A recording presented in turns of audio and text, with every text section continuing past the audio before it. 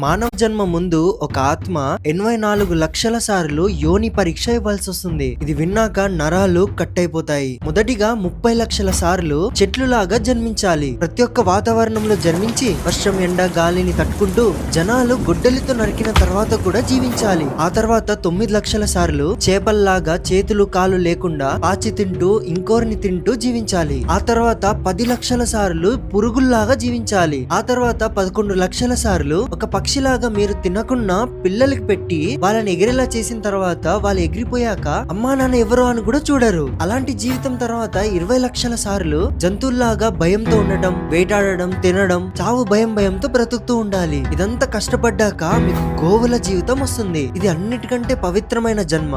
ఆ తర్వాత లాస్ట్ లో 4 లక్షల సార్లు మానవ జన్మ లభిస్తుంది. అది కూడా డైరెక్ట్ గా ఉత్తమ మానవ జన్మ కాదు. స్టార్టింగ్ లో తిక్కోన్ లాగా, అడవి మనుషుల్లాగా, పాపాలు చేసే వాళ్ళలాగా